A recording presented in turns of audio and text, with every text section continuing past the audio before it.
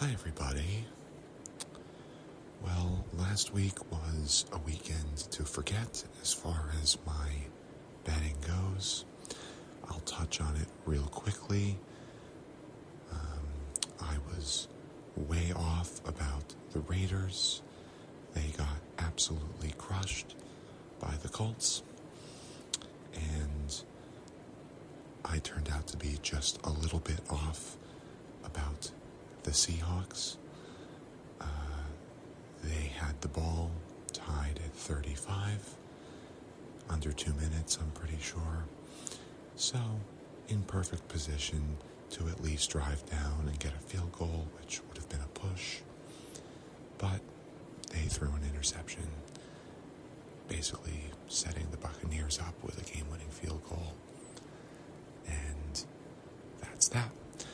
So, I've said before, I think sometimes you can make a good bet and still lose.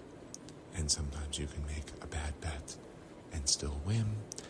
And I think this Seahawks game was an example of my instincts being right and just a little bit of bad luck that the game didn't quite go my way.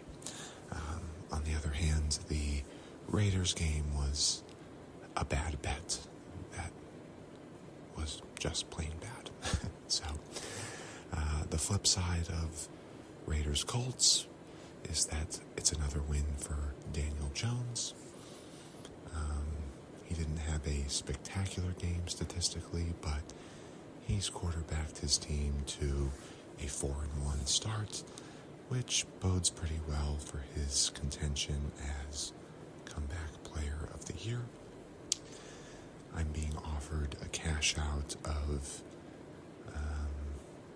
about 1.5 units profit if I wanted to walk away from the bet right now, but I'm going to let it ride a little while longer. It's like that old game show, Deal or No Deal.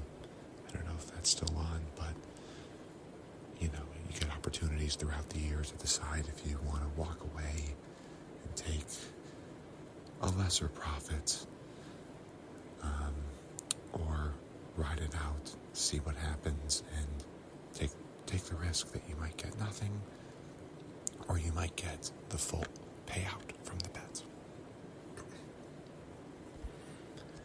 So, I'm going to let it go a little while longer and hope that Danny Dimes keeps performing well. And, let's see, my last bet that also didn't hit was Stephon Diggs anytime touchdown. He had a really good game for the Patriots in their win, but he could not find the end zone. He had one 25, 30-yard catch where he was brought down at about the 4-yard line, and he just couldn't quite get in. So the flip side of that, of course, is that the Patriots winning is good for my bet on them to make the playoffs. So they are in a really good position right now if they keep playing how they've been playing. And also another win from the Lions. So after their rough start week 1, they are now 4-1, and with a pretty commanding lead in the NFC North, but plenty of time for that to change. So, in summary, bad week of betting, but some good results as it relates to my futures bets. So I'm going to try and dust myself off, pick myself up, and see if I can't get a couple wins this week to go back in the right direction. So I'll jump right in. My first bet that I like is the Miami Dolphins plus 4.5 hosting the Chargers. The Chargers have not looked good the last couple weeks. Their offense has been pretty stagnant. They are traveling across the country. West Coast teams traveling east. especially for earlier games, is usually a good fade opportunity. And I just think at 4.5, that's a pretty good price for the Dolphins. They have also not looked great, but they have lost a couple of close games. So it seems that when they lose, they at least keep it within 3 or 4 points. So again, that 4.5 number is appealing, looking at Miami in that spot. So I'm going to go with it. Dolphins plus 4.5 is my first bet. My second bet is looking at that Bengals-Packers game, and I like the Packers first half minus 7.5.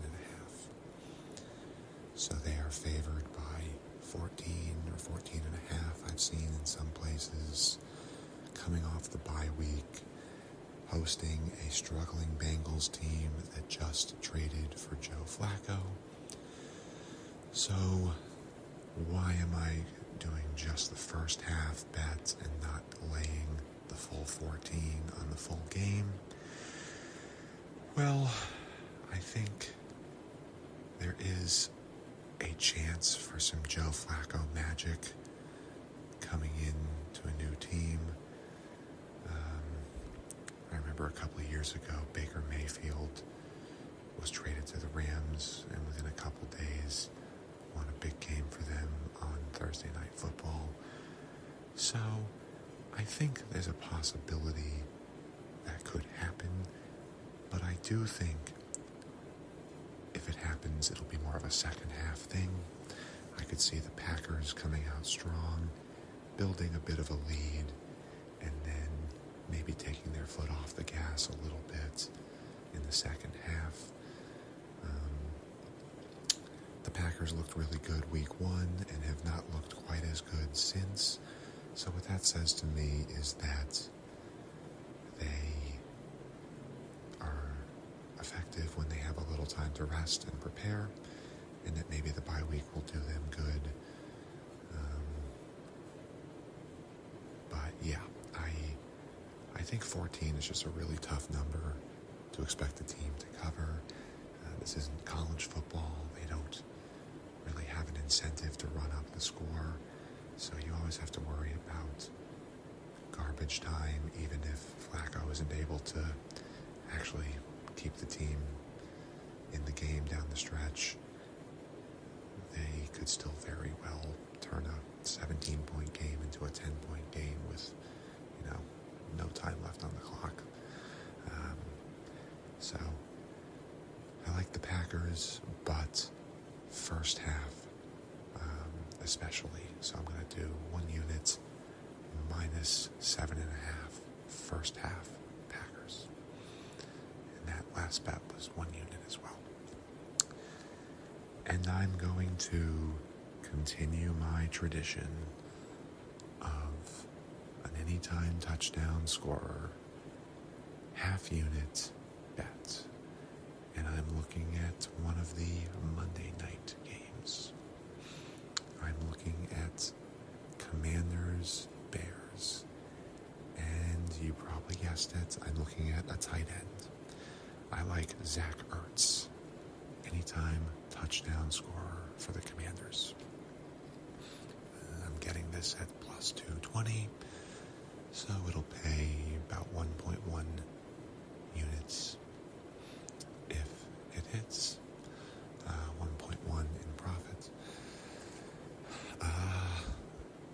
I'm due to hit one of these weeks, and I'm just going to stick with my pattern here.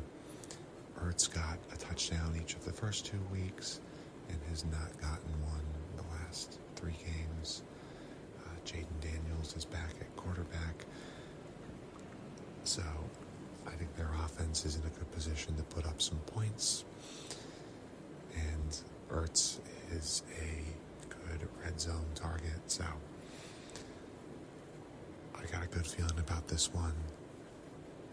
Zach Ertz, anytime touchdown. You heard it here first. So, thank you as always to my listeners, watchers, subscribers, commenters. I always say fade or follow. There have certainly been stretches of time where if you just did the exact opposite of everything I say, you would have made a little bit of money. So I get the impression most of my listeners are not necessarily coming to this channel for sound gambling advice and just like hearing me talk out my process. And that's what I'll continue to do, win or lose. So I appreciate the support. I may or may not be back with a video next week. I have to travel again. So I'll have to see what my schedule looks like, but one way or another, you will hear from me soon. So hope everyone enjoys the football and take care. Bye-bye.